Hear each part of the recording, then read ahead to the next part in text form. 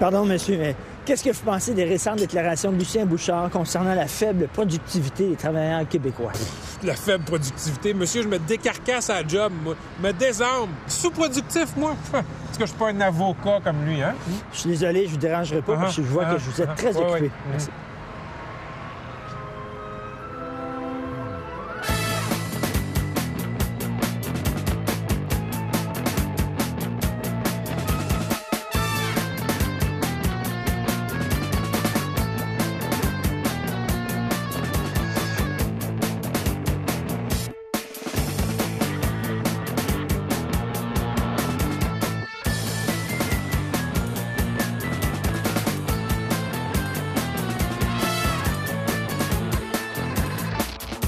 Cette semaine, au Franc-Tireur, une entrevue avec le plus flamboyant des philosophes français, Bernard-Henri Lévy.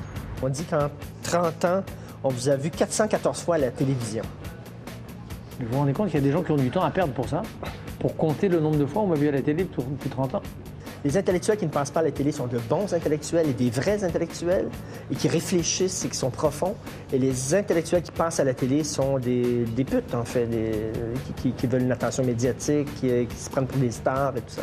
On peut être un connard dans la vie et on peut être un grand écrivain dans son œuvre. Ça n'a pas de rapport, vous voyez?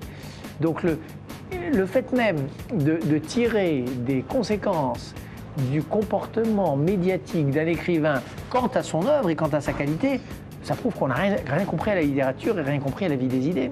Et rencontre avec des gens qui croient aux théories de la conspiration. I believe that the Bush administration had an integral role in planning 9/11 for the purpose of giving themselves the terrorist tool to intimidate the entire country into supporting a war. 911 is the greatest lie ever sold. This is intentional. This war was planned not by Saddam Hussein, but by Osama bin Bush. Either you are with us or you are with the terrorists. I do believe absolutely that agents of this government were behind the September 11th special attacks. operation conducted by the CIA and the Bush administration. In 2001, regarding... It is time for us all to dig deeper. One small step for man, one giant leap. Oui, 11 septembre, on n'a pas parlé. Allez. Ouais. Alors, j'ai fait énormément de recherches là-dessus et j'affirme, moi, que ceux qui croient pas, c'est soit des cons, soit des ignorants, ou soit des gens qui font partie de la manipulation. Il y a plein de chercheurs qui ont découvert des remèdes contre le cancer, contre le sida, puis ils ont tous été bâillonnés, censurés, parce que la maladie, c'est une business, puis ils veulent pas que le monde guérisse. J'ai à peu près 30 ans de recherche là-dedans et je suis convaincu qu'on était créé par d'autres êtres qui venaient d'ailleurs. Il y avait une cellule FLQ, c'était la cellule Cheney. Les autres, c'était la GRC. L'agent Sanson qui a posé une bombe chez Steinberg, c'était un agent de la GRC. Comment on a fait pour trouver Lucien Bouchard, là? On est allé dans les registres de la théorie latérale. C'est ça qu'ils font, les conspirationnistes. Ils enquêtent!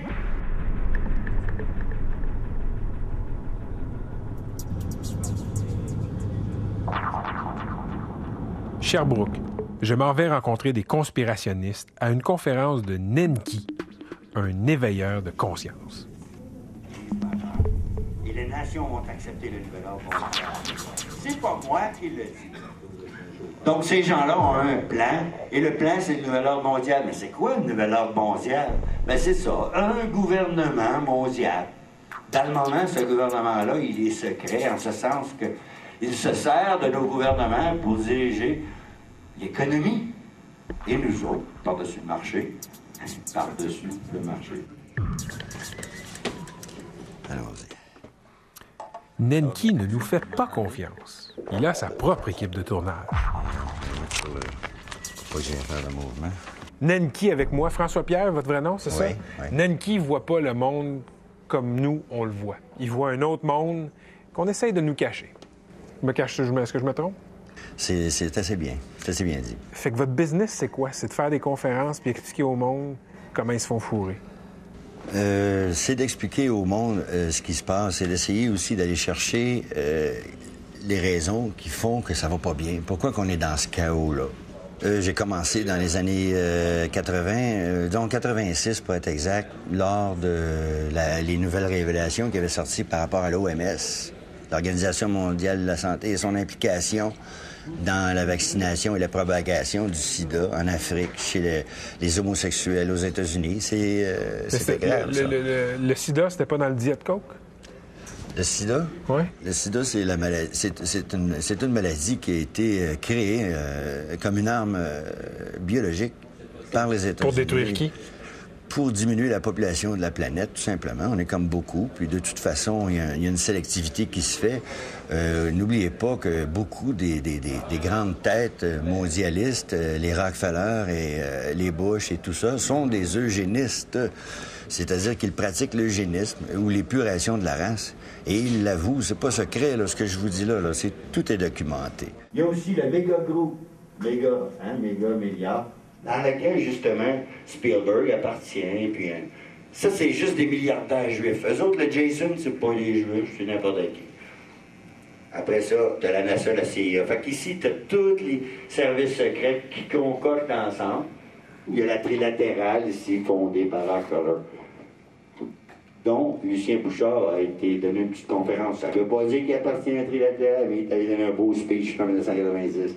Comment on a fait pour trouver Lucien Bouchard, là? On est allé dans les registres de la trilatérale. C'est ça qu'ils font, les conspirationnistes. Ils enquêtent, puis ils enlisent du stock avant de trouver, hey, son nom est là, enfin. Un gars comme vous, là, qui énonce des vérités comme ça, vous devez être suivi par toutes les agences de sécurité puis de renseignement? Je sais pas. Moi, je sais bien que j'ai 2-3 agents de renseignement qui ont défroqué puis qui m'envoient des bonnes nouvelles. Des bonnes nouvelles. Il y a eu 150 agents de la CIA qui ont quitté lorsque Bush est rentré au pouvoir. Ces gens-là, il y en a qui parlent. C'est des agents de la CIA qui ont montré comment que la CIA a, si vous voulez, déstabilisé, fait entrer Pinochet, déstabilisé Allende au Chili. Mais ça, c'est connu. Plein. Ça, c'est connu, on n'avait pas besoin... Mais c'est pas un complot, ça. Il n'y a pas de complot. Ça n'existe pas, la conspiration. Il n'y a pas de conspiration. C'est pas un complot dès lors qu'on le sait. Je veux dire, on sait que la CIA était derrière le renversement d'Allende. Oui, mais je veux dire... On l'a su par après. Mais on l'a pas su pendant. Êtes-vous suivi des fois? Il vous approche-tu? Voyez-vous du monde suspect dans vos conférences? J'ai pas de vision, je vois pas personne. C'est sûr qu'à mes conférences, je vais avoir des visites, c'est certain. C'est ça, le Bohemian Club. Ces gens-là avec des belles robes, là, c'est pas l'heure du temple solaire. Non! C'est Haig, c'est Kissinger, c'est des Bush, c'est des Schwarzenegger, c'est des Seaborg. C'est des Reagan. Je ne sais pas qu'est-ce qu'ils font là. Apparemment qu'il se passe des belles choses. Vous devez le découvrir, vous devez les pénétrer, et c'est ça. On a des infiltrateurs, on a un paquet de gens. Alex Jones est rentré dans le Bohemian Club. Il en a filmé 2 heures.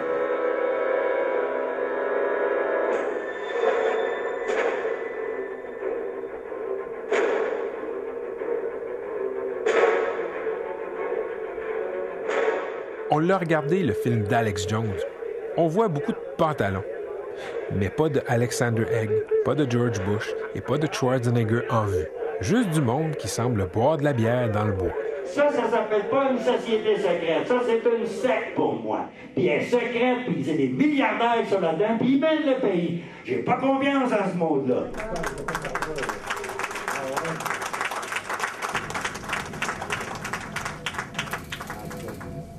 C'est la pause. Je tente de parler avec des fans de Nenki, mais disons que c'est pas facile. Vous? Y a-t-il quelqu'un qui vient?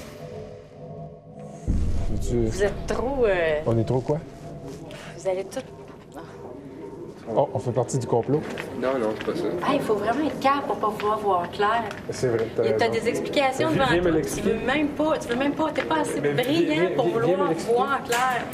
C'est à cause du monde comme toi, ça va mal de même sur la Terre. Sérieux? Ah, c'est pas plus compliqué que ça, moi, j'essaie de monter dans la théorie, dans la conspiration. Oui, mais Chris, va-t'en pas pendant qu'il dit des affaires importantes. Mais j'ai tout lu avant, déjà. Qu'est-ce que t'as l'air au courant, à chien? Mais t'as peur de quoi? Pourquoi tu viens pas me le dire? Y a-t-il quelqu'un qui vient? Venez. La télévision, monsieur, là, bien, c'est sûr que c'est tous ces grands manias-là qui paient. C'est sûr que vous dénoncerez pas ces choses-là. Ça, Non, c'est puis sûr. moi, dans le Journal de Montréal, j'ai pas écrit Bush est un épais. Non, j'ai pas écrit ça, moi. Pour moi, la télévision, là, Oui, puis toutes on les- devrait. Venez. Mais venez. Soyez pas gênés. Qu'est-ce qui vous plaît là-dedans, dans ce qu'il dit? Ben, qu'est-ce qui me plaît? C'est pas qu'est-ce qui me plaît. Si t'as entendu parler comme les attentats sur le Pentagone, pas être capable de se rendre compte que c'est de la bullshit, ce qu'on nous raconte, c'est assez décevant, tu sais. Surtout de la part des journalistes. Quand une personne voit une soucoupe volante, c'est un idiot, c'est un imbécile. Ils sont 50, il y a des pilotes d'avion qui en ont vu, des policiers qui en ont vu, un paquet de gens. Puis des astronautes qui en ont vu, puis qui l'ont dit, puis personne qui y croit. À Montréal, il y a eu un incident. C'était au-dessus de la place Bonaventure. Tous les papiers ont sorti des postes de police par une compagnie qui s'appelle NORAD. Je ne sais même pas d'où ce qu'elle sort, je ne sais pas où ce qu'elle devient. Moi, se fait-il qu'il n'y a pas de journaliste qui enquête là-dessus puis qui vérifie ça? C'est pour ça que c'est difficile de parler pour les gens, puis ils s'éloignent.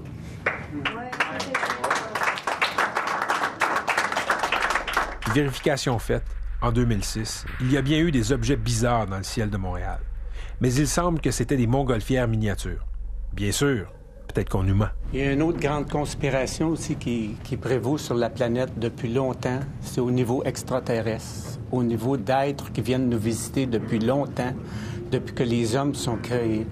Moi, j'ai à peu près 30 ans de recherche là-dedans et je suis convaincu qu'on était créé par d'autres êtres qui venaient d'ailleurs. Vous êtes dans la Je gang ne à suis Raël. pas raélien. Non, je vous attendais avec cette question-là.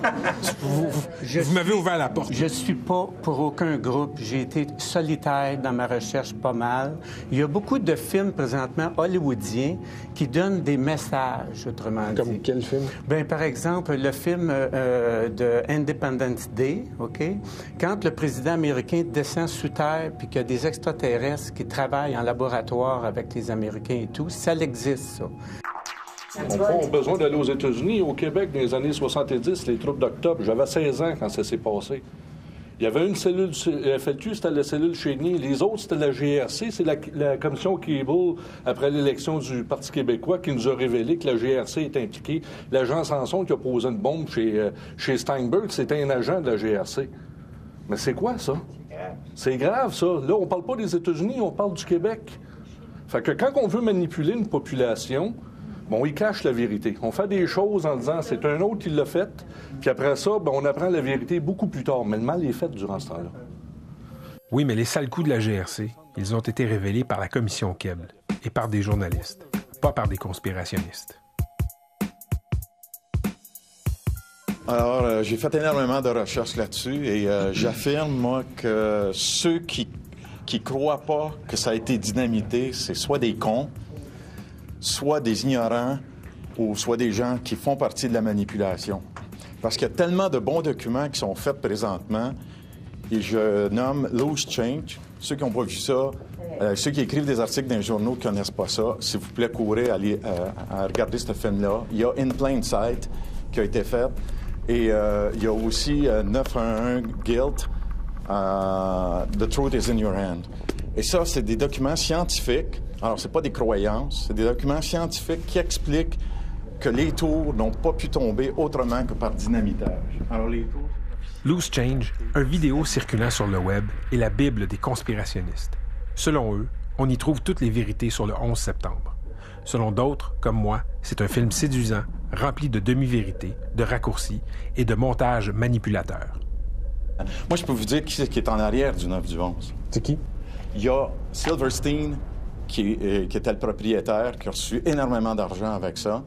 Propriétaire des tours. Il faut que Silverstein soit coupable. Et c'est des preuves judiciaires que je te donne là. Silverstein a avoué aux nouvelles, à PBS, que le building numéro 7 qui a tombé, le petit building de 47 étages à côté, it was pulled down. Pull down, c'est un terme technique pour vous dire dynamité. Alors, ce building-là a été dynamité parce qu'il y avait un petit feu dedans. Et il a dit à PBS, Silverstein, qu'on a dû le faire à cause que c'était dangereux, puis avec qu'est-ce qui est arrivé.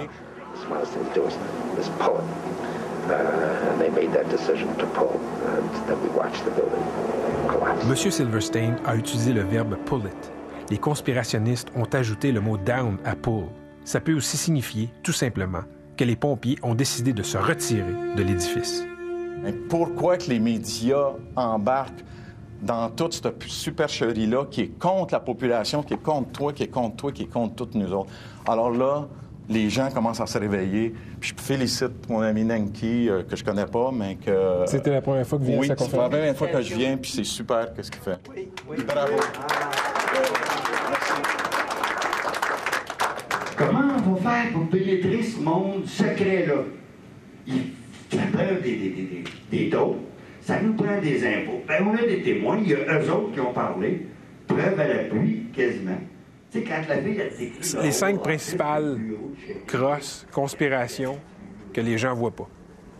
La première. La première, le système bancaire, les intérêts, la Réserve fédérale américaine. 2. Deuxièmement, au niveau du contrôle de l'esprit des gens. Comment on les programme, on les conditionne. 3. Toujours est-il qu'à travers de produits chimiques, tel le fluor... Attends. Le fluor... Contrôle des esprits, puis là, oui. On est rendu 3e, là, c'est le contrôle chimique. Là. Le contrôle chimique, c'est-à-dire qu'on est noyé de chimiques, on est noyé d'ondes qui sont éventuellement nocives. Mais le fluor, c'est bon, le fluor, c'est pas très bon. C'est bon pour les dents? Le fluor, ça a été exposé, c'est maintenant très exposé, que c'est du poison à rat. On l'utilisait comme poison à rat. C'est très nocif, même à 1 ppm, c'est nocif. Quel autre chimique qu'on nous pousse? L'aspartame, c'est un autre poison qu'on essaie de dénoncer. Pourquoi l'aspartame? L'Université McGill a dit que c'était pas dangereux, c'était pas cancérigène. Ça a été un gros échec pour nous autres qui essaient de dénoncer ça. Quand je vois qu'il y a un biologiste qui est un prix Nobel, qui se démène comme un bon, puis qui arrive pas... Il y en a plusieurs, là, j'ai pas le nom, là. Prends-moi pas avec des noms, là, c'est pas important. L'important, c'est documenter.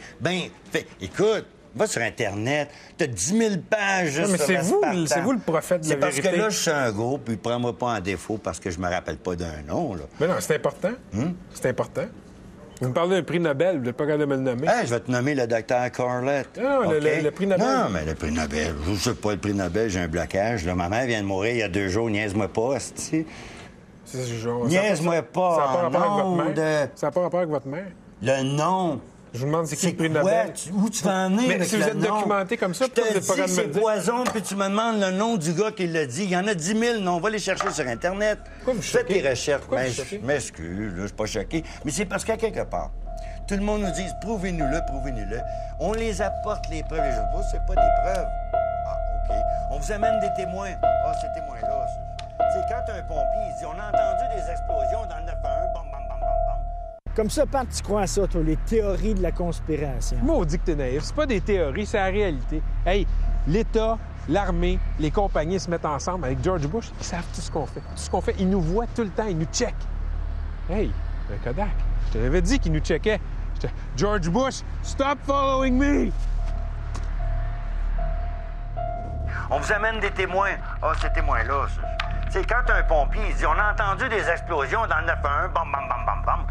Quand tu vois des poutres en feu qui fondent, il y a des scientifiques, il y a des ingénieurs qui ont commencé à se demander, dont justement Stephen Jones, qui a commencé à se demander c'était quoi ça. Puis les experts en démolition le savent très bien. Là, ça fait le professeur Luc Granger a étudié le comportement des sectes. Les conspirationnistes ne forment pas une secte, mais selon lui, il y a une parenté. Les conspirationnistes, est-ce que je me trompe, mais ils ont acquis des lettres de noblesse. C'est-à-dire que des années 70, quand tu disais c'est pas vrai qu'on est allé sur la Lune, il me semble qu'on riait de ce monde-là. Aujourd'hui, tu dis oui, George Bush a organisé le 11 septembre, puis tu as des claques dans le dos. Oui. Moi, je pense qu'il y en a acquis pour 2 raisons. Premièrement, c'est la facilité avec laquelle on peut disséminer de l'information fausse sur le net. C'est-à-dire, on peut dire n'importe quoi sur le net. Moi, je peux partir un blog demain, puis dire j'ai des faits qui prouvent que les taux sont écroulés. Personne ne va aller vérifier si j'ai les faits, mais ils m'ont dit, lui, là, il prétend que ça s'est écroulé tant de secondes après, puis peut-être qu'il a raison. Puis les gouvernements nous comptent des mensonges, puis on le sait maintenant. Avant, on ne savait pas. Maintenant, on le voit à la télévision. Je veux dire, les journalistes, dans un sens, font bien leur travail. Il faut... Non, ça, les conspirationnistes vont vous le dire, professeur Granger. Non, c'est sûr. Les journalistes, on est dans le grand complot. Pour eux autres, les gouvernements sont dans le complot, mais en réalité, vous faites relativement bien votre travail, mettons. Puis quand les gouvernements mentent trop, ça sort. En tout cas, dans les démocraties occidentales. Puis là, ça renforce ces gens-là qui disent, regardez, le gouvernement nous a menti. Là, puis il y a au moins un journaliste qui a eu le courage de le dire. Puis, il y a des quand on croit quelque chose, il y a des explications à tout. Alors, on regarde ce qui se passe autour. On essaie de faire une cohérence. Une fois qu'on l'a fait, on commence à filtrer ce qu'on cherche comme information avec un filtre qui va avec cette cohérence-là. Et si on pousse ça à bout, on peut devenir très extrême. C'est-à-dire, si en plus, ça devient notre groupe d'appartenance, parce qu'on en trouve des semblables à nous, qui partagent ce point de vue-là. On commence à se réunir avec, on échange avec. Ils nous donnent d'autres informations, supposément, qui démontrent qu'on a raison. Et à la fin, on peut devenir extrêmement prosélyte, puis même agressif d'une certaine façon. C'est à cause du monde comme toi, ça remonte de même sur la terre. C'est pas Niaise-moi pas en ondes. Comme des missionnaires, dans le fond. C'est-à-dire qu'on veut que les autres voient la réalité, c'est-à-dire ce qu'on croit être la réalité, puis partagent notre point de vue. Parce que si on pense qu'il y a un complot, on veut que les gens prennent conscience pour arrêter de se faire manipuler, pour arrêter de se faire organiser par les gouvernements ou par les sociétés secrètes ou par les religions ou par n'importe quoi d'autre. Regardez le petit bout, il est encore ici. Il est là, le hibou. Il se sont gravés sur la pièce américaine. Ils ont dit qu'on va se mettre un petit hibou dans le coin ici. Un hibou. Oh, wow. Un autre hibou. Selon Nenki, les maîtres du monde ont un emblème caché, le hibou. Qu'est-ce que le hibou vient faire à la porte du gouvernement? Qu'est-ce que le hibou vient faire à la Commission des valeurs immobilières du Québec? Pourquoi mettre un hibou sur la pièce américaine? C'est ça. C'est pour dire, regarde, la pièce, là, c'est à nous autres. On est là, cachés, puis tu ne le vois pas. Venez pas me dire qu'on cache rien au monde, Pierre. C'est tout codé. C'est des sectes. Ils se parlent en code. T'sais? Mais l'histoire des hiboux, là, oui. C'est farfelu. Je m'excuse, là, un hibou là, donc il y a une conspiration là. Ça n'a pas de bon sens. Moi, ce que je comprends là-dedans, c'est qu'on retrouve ces symboles-là dans différentes organisations différentes. Pourquoi? Ça se peut-tu que c'est un hasard? Pas vraiment, parce que quand on regarde, par exemple, les symboles de la franc-maçonnerie, c'est les mêmes symboles qui sont partout. Mais s'ils veulent que ce soit une conspiration puis qu'on soit gardé dans le noir, pourquoi ils gaspillent des munitions en nous révélant, ça, je le sais pas. En mettant leur symbole? Ça, je peux pas vous répondre là-dessus, parce que je le sais pas. Merci. Plaisir. Quelqu'un d'autre? Bon. Qu'est-ce que vous voulez me faire dire? Vous êtes moins choqué, là? Oui. OK, parfait. Pourquoi vous venez voir Nenki? Bien, parce que moi, je suis de son opinion qu'on est présentement manipulé par tous ces grands manias mondiaux-là. Je sais qu'on subit beaucoup de la désinformation. Mm-hmm. Parce que les postes de télé, c'est payé la plupart du temps par... la publicité. La publicité. Et ces gens-là, on sait que c'est Coca-Cola, bon... Toutes ces grosses compagnies-là, qu'eux cherchent à nous cacher ces choses-là. Fait que c'est sûr que vous avez un peu les mains liées dans le dos. Parce qu'on nous prend pour des cons. On est assis là, devant notre télévision, puis on écoute juste ça, de la désinformation, parce que, comme je vous dis, c'est des menteries. On reçoit de la menterie, carrément. Mais ça me choque, moi. Qu'est-ce qui vous dit que c'est vrai, ça? Qu'est-ce que tu dis que c'est vrai? Que c'est plus vrai que ce que vous lisez dans les médias traditionnels. Parce que les recherches sont là. Nous autres, mon chum puis moi, on fait beaucoup de recherches sur Internet, puis on en lit des choses. Puis moi, je suis convaincue, comme monsieur a dit tantôt, là, que tout ça, c'est vrai. Fait que Internet, c'est votre source d'information. Oui.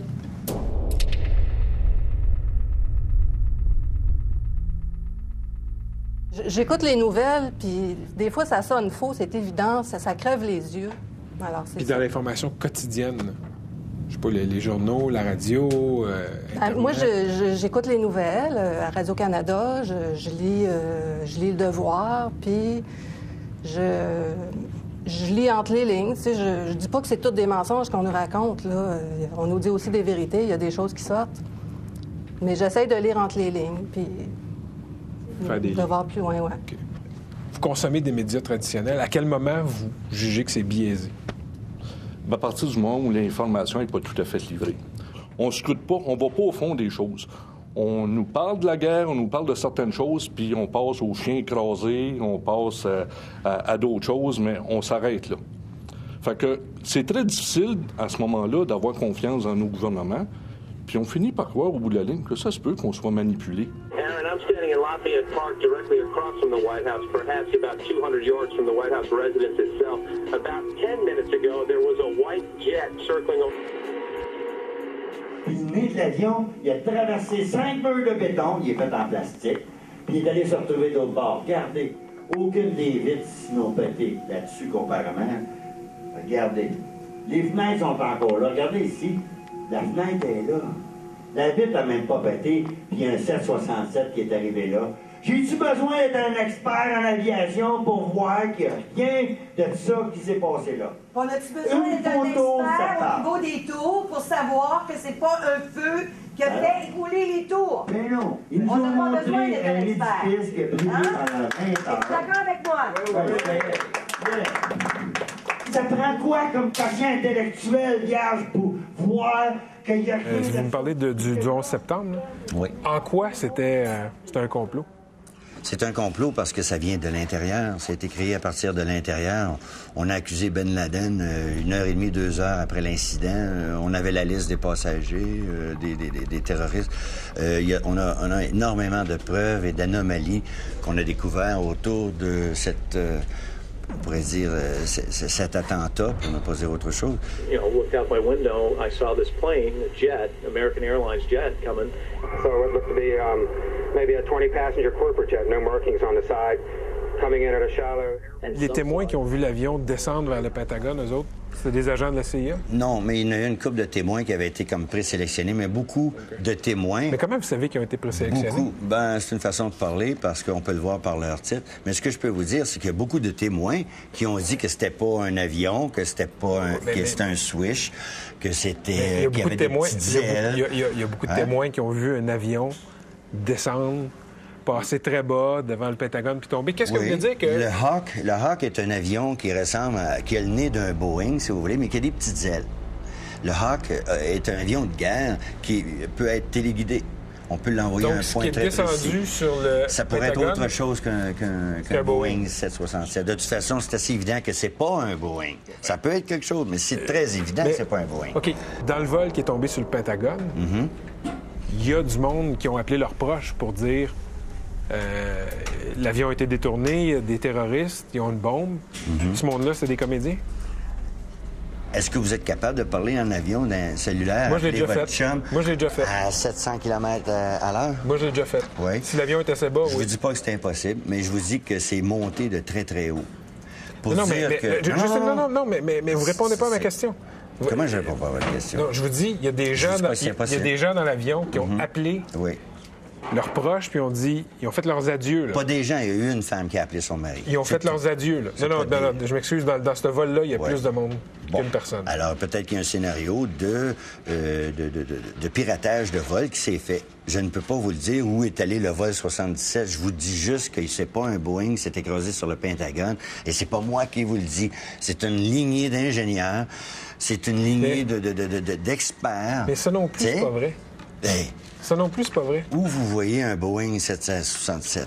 Ça a l'air d'une tank à gaz qui vient d'exploser. Les experts en crash d'avion disent que chaque crash est différent. Oui, mais les experts en crash d'avion, maintenant, sont en train de s'entendre que c'est pas un 767 qui a... C'est pas vrai, ça. Je vais vous montrer beaucoup de preuves. Les gens qui font métier... C'est pas vrai. Les gens qui font métier de faire des enquêtes d'accidents d'avion ne disent pas ce que vous dites. Hey, c'est tellement évident. Écoutez, il y a les aveugles qui ne voient pas, puis il y a les aveugles qui refusent de voir même l'opération. Si vous n'êtes pas capable de voir ce que je vous montre, il n'y a rien à faire. Ceux qui vous contredisent, c'est des épais. Non, pas du tout. C'est ça que vous me dites, là, vous me dites que je suis aveugle. Non, je vous dis pas. Je vous dis pas que vous êtes aveugle, je vous dis que je vous montre des choses, puis vous les regardez même pas. Toi, tu ce que tu penses de la conspiration? Moi, je suis désolé. Moi, je crois pas à ça. Je suis un peu... Est-ce que tu as fait des recherches? Non, en effet, non. Enfin, vous voyez, moi, sur les théories de la conspiration, je vais juste me concentrer là, sur le 11 septembre. Il y a une enquête du magazine Popular Mechanics qui a débusqué 16 mythes du 11 septembre. Il y a 300 personnes qui ont été interviewées, des témoins, des scientifiques, des flics, etc. Bon, des enquêteurs d'accidents. Et là, quand je discute avec les conspirationnistes, je me fais dire, oui, mais la compagnie Hearst, qui est propriétaire du magazine, bien, il y a des gens qui sont reliés à Bush. C'est là que je décroche encore, parce que, sacrément, ça veut dire que tous les journalistes qui ont travaillé là-dessus, tous leurs boss, tous les témoins qui ont été interviewés sont donc dans la crosse. Moi, je pense pas que c'est possible. Des fois, ils peuvent juste prendre des... Poser une question. Moi, vous comprenez ce que je veux dire? Si toi, tu découvrirais si tu découvrirais, par exemple, comme journaliste, que qu'est-ce qui est arrivé le 9 du 11, puis ton boss te dirait, si tu publies ça, je te mets à la porte, qu'est-ce que tu ferais? Qu'est-ce que tu ferais? Mais regardez, moi, je le connais, mon boss, là. Puis si je l'avais, là, c'est un scoop qui vendrait 200 000 journaux de plus pendant un mois. Fait qu'il dirait, vas-y. Tantôt, ben, vas-y! Vas-y! C'est une crosse! C'est une crosse! On va faire l'interview intégrale, qu'est-ce qu'on te dit ce soir. Si t'as pas peur de perdre ta job, si t'as pas peur de te faire dire que t'es con, ça n'a pas de bon sens, tu vas le faire. Mais les gens ont peur. On va pas le passer intégral, ça, je vous le dis. Puis c'est pas une conspiration, c'est parce qu'on a juste une heure. Mais non, mais on fait ça avec tout le monde. Oui, mais c'est sûr, c'est toujours ça. Mais c'est justement là. Pourquoi pas dire la vérité? Pourquoi toujours mettre de l'eau de rose? Mais si vous vous attendez à ce qu'on le passe intégral, vous allez être déçus. Ça, c'est sûr. Non, on n'entendait pas, justement. Mais il y a personne qui fait ça intégral. Mais non, mais pourquoi? Quand c'est la transparence, tu te trompes. On s'excuse, c'est en direct. On recommence, c'est tout. Ben là, non, mais c'est vrai. J'ai de la misère à saisir ça, moi. Pourquoi? À saisir quoi? À saisir pourquoi qu'il faut tout ce soit tout bien fait, tout... Si on bafouille, tu poses pas ça à la TV. Et où la transparence là-dedans? J'ai de la misère à comprendre. Plus les gens vont s'éveiller à la conscience, plus les gens vont voir la vérité. Et la vérité, c'est pas toujours facile à entendre. Puis quand on a la vérité, ça fait faire des peurs en dedans de nous parce qu'on a la chienne d'avoir la vérité.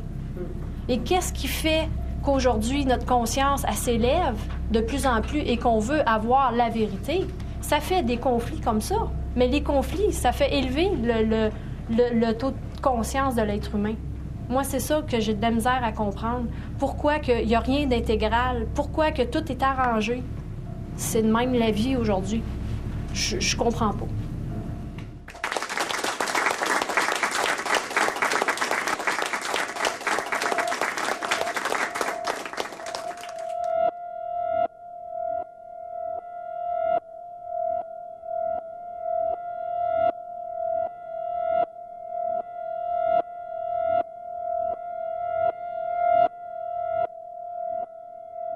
Est-ce que c'est ancré dans le psyché de l'humain d'aimer croire ces affaires-là, des choses un peu surnaturelles?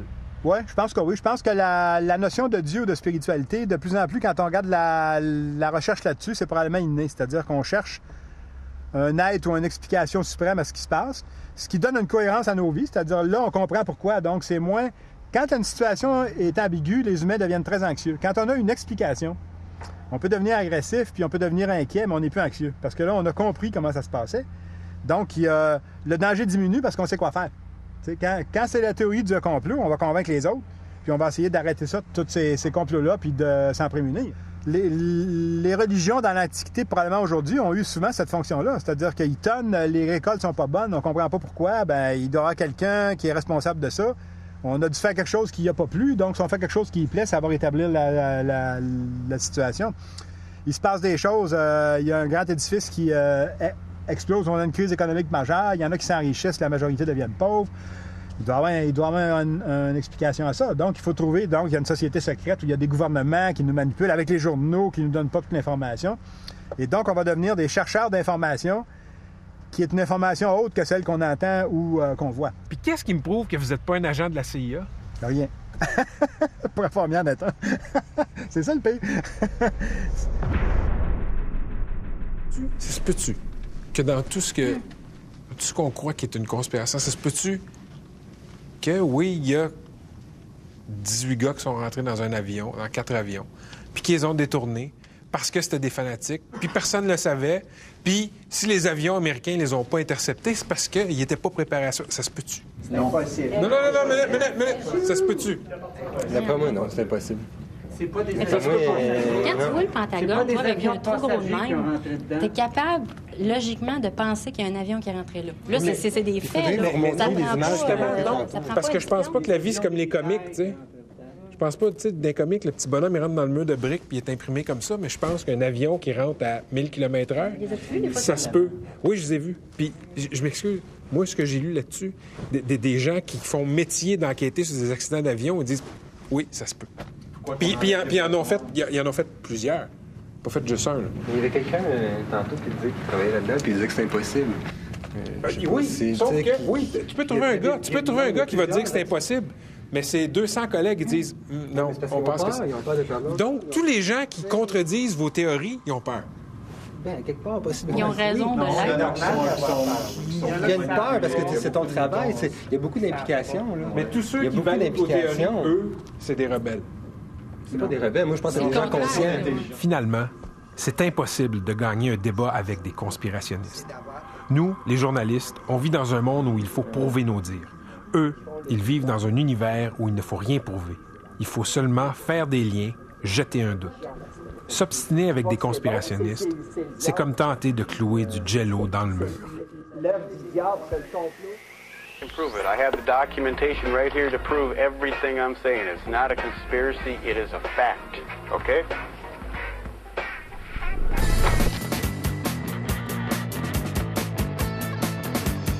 Henri Lévy, bonsoir.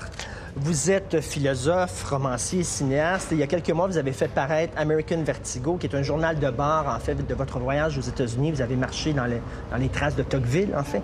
Est-ce que je me trompe ou vous avez fait ce livre-là comme antidote à l'anti-américanisme ambiant? Oui.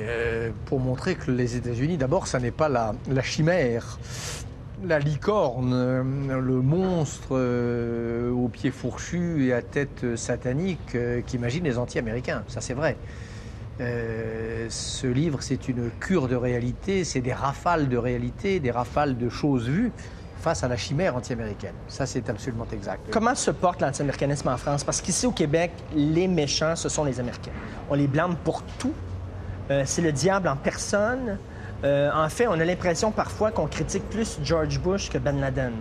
On voit des jeunes se promener avec des T-shirts en disant « George Bush, terroriste international ». On les voit jamais se promener avec des T-shirts en disant « Abattons Ben Laden ». Je vous rassure ou je vous inquiète encore davantage, mais nous sommes à peu près dans la même situation en France.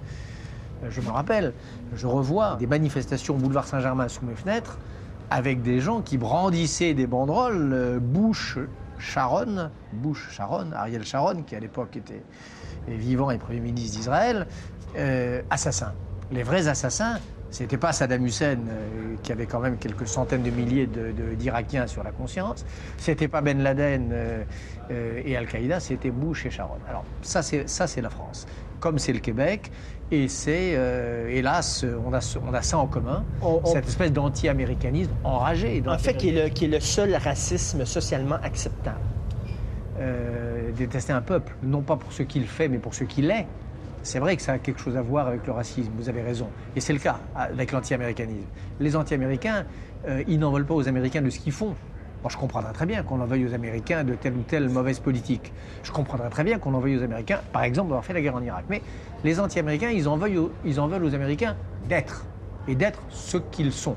Alors ça, c'est vrai que ça nous rappelle quelque chose.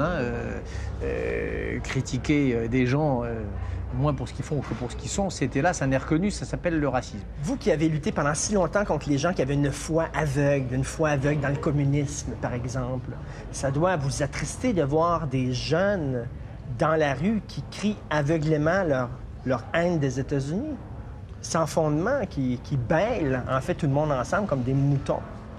Non, ce qui m'attriste, c'est la perte de l'esprit critique. C'est-à-dire que l'anti-américanisme, ça sert à deux choses.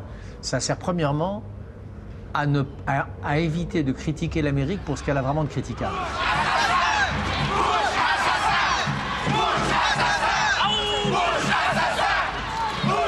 Quand on dit simplement Bush assassin, ça n'a pas de sens.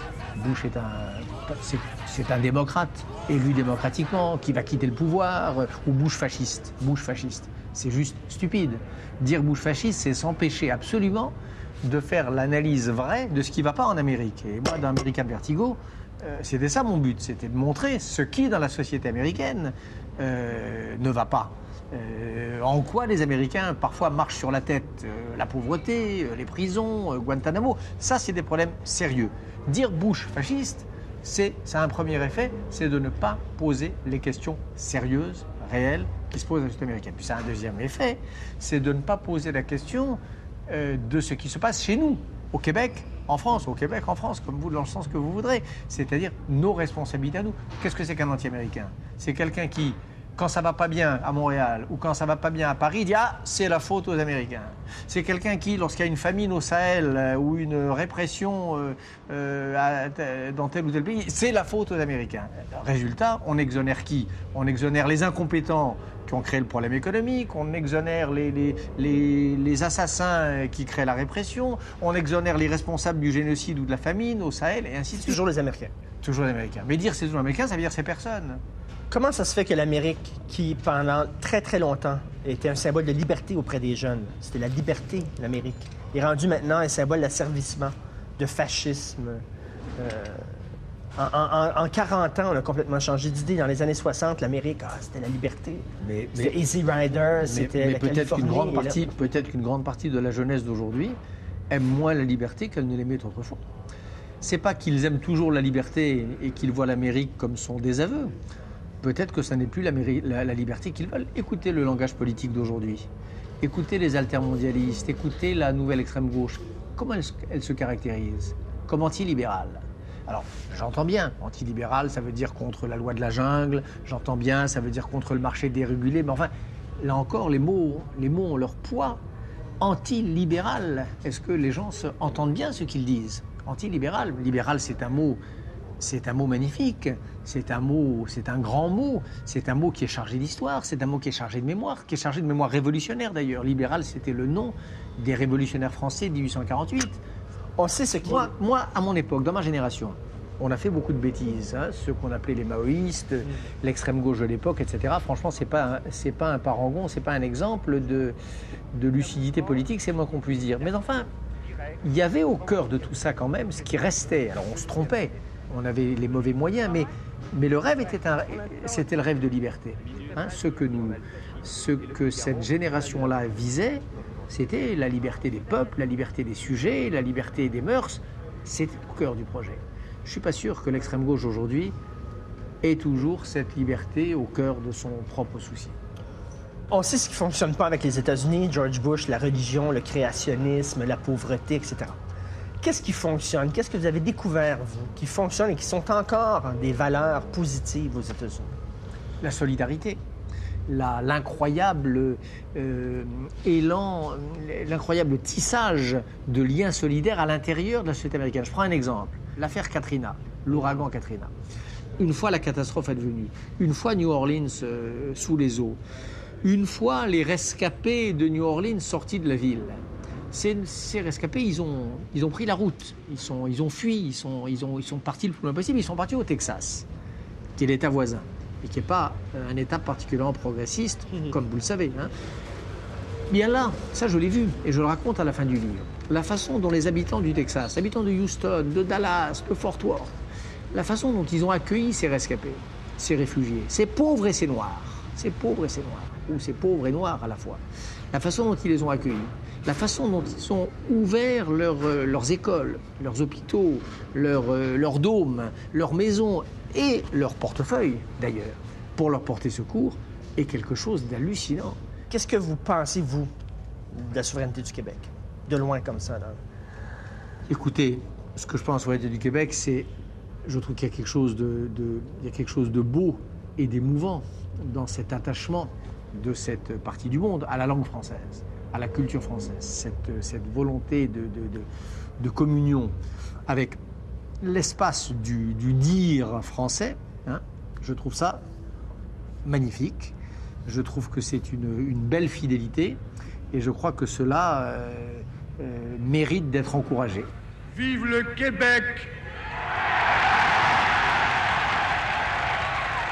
En revanche, transformer cela en un nationalisme, transformer cela dans l'idée que l'on doit constituer un corps politique à part entière à partir de cette appartenance langagière et que ce corps politique est un corps plus pur ou un corps... Ça, je crois que c'est une erreur. Je crois que c'est l'erreur de tous les chauvinismes et de tous les nationalismes. Vive le Québec libre!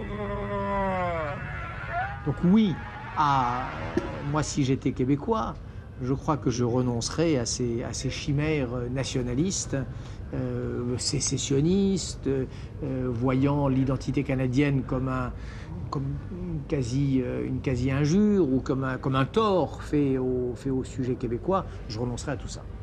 Vous défendez beaucoup Israël. Est-ce que c'est parce que vous êtes juif? Et la raison pour laquelle je défends Israël, il me semble, maintenant je suis peut-être aveugle à moi-même, hein, peut-être que le fait que je sois juif, il y a une part plus grande que je ne l'imagine, mais c'est beaucoup pour ça. C'est beaucoup parce que les démocraties ne sont pas si nombreuses, et pas si nombreuses dans cette partie du monde, c'est la seule, pour que l'on puisse cracher sur celle qui existe. Puis il y a encore autre chose, il y a un argument auquel je serais sûrement sensible, même si je n'étais pas juif, c'est le destin récent du peuple juif. Un peuple exterminé, ou objet d'une tentative d'extermination comme l'a été le peuple juif. 6 millions de morts, volonté sans précédent. Il n'y a pas dans l'histoire des hommes l'équivalent de cet acharnement-là. Est-ce qu'on peut se permettre de critiquer Israël sans passer pour un antisémite? Moi, je critique Israël et je ne suis pas antisémite. Moi, je critique Israël. Moi, j'ai dit, quand Sharon est venu au pouvoir, il y a quelques années, j'ai dit que c'était un désastre. Quand Netanyahou était venu au pouvoir il y a 15 ans, j'ai dit que c'était l'extrême droite juive qui venait au pouvoir. Je suis partisan, par exemple, de la création d'un État palestinien depuis 1969. Et je trouve que les retards à le créer sont une faute politique et une faute morale. Moi, je critique Israël. C'est pas la question. Bien sûr, on peut critiquer Israël sans être un antisémite. Question de savoir comment on le critique. Critiquer est une chose, diaboliser en est une autre. Critiquer est une chose, transformer Israël en une espèce de nouvel État fasciste dont la mission sur la terre serait d'opprimer des peuples entiers, à commencer par les Palestiniens, ça c'est une autre histoire. Le néo-antisémitisme, il se nourrit de ça. Il se nourrit de l'idée, que je trouve moi terriblement perverse et fausse, l'idée selon laquelle Vous n'êtes pas les seuls à avoir souffert. Oui, ou plus exactement, on ne peut pas pleurer à la fois celui-ci et celui-là. Il faut choisir ses victimes. Et à trop pleurer l'un, on ne pleure pas l'autre. Et à force de pleurer sur le destin des Juifs gazés entre 1942 et 1944, on n'arrive plus à pleurer, on n'a plus assez de larmes pour pleurer sur les esclaves noirs en Amérique. Je crois que c'est pas vrai. Je crois que c'est le contraire. Moi, c'est bien parce que je me souviens de la Shoah, c'est bien parce que j'ai en tête ce crime-là, que chaque fois que quelque chose qui y ressemble parvenait à ma conscience, j'ai réagi. On dit qu'en 30 ans, on vous a vu 414 fois à la télévision. Vous vous rendez compte qu'il y a des gens qui ont du temps à perdre pour ça? Pour compter le nombre de fois où on m'a vu à la télé depuis 30 ans? Quel intérêt? Et pourquoi ça fatigue, ça, qu'un intellectuel? On juge la qualité d'un intellectuel par son rapport à la télé. Les intellectuels qui ne pensent pas à la télé sont de bons intellectuels et des vrais intellectuels et qui réfléchissent et qui sont profonds. Et les intellectuels qui pensent à la télé sont des putes, en fait, qui veulent une attention médiatique, qui se prennent pour des stars et tout ça. Qu'est-ce que vous avez à répondre à ça? Rien. Rien. Je trouve ça tellement indigent. Je trouve que c'est tellement le degré zéro de la critique et le degré zéro de l'analyse intellectuelle que ça ne mérite même pas de réponse. Qu'est-ce que je vous dise? Il faut juger les textes eux-mêmes. Un texte se défend ou se perd par ses qualités intrinsèques. Le fait qu'on passe à la télévision, vous savez, on peut être un connard dans la vie et on peut être un grand écrivain dans son œuvre. Ça n'a pas de rapport, vous voyez? Donc le fait même de tirer des conséquences du comportement médiatique d'un écrivain quant à son œuvre et quant à sa qualité, ça prouve qu'on n'a rien compris à la littérature et rien compris à la vie des idées. Merci beaucoup. Merci à vous.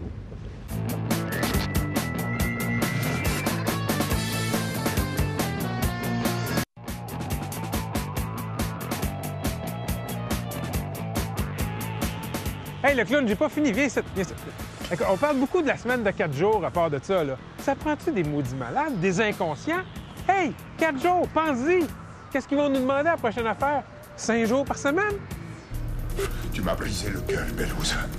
Tu m'as brisé le cœur. Si tu me tues, maman leur dira tout. À qui? La police, elle est avec eux. Et si tu me tues, elle leur dévoilera tous tes projets. Menteur! 24 heures chrono, série 4, samedi, 22h30.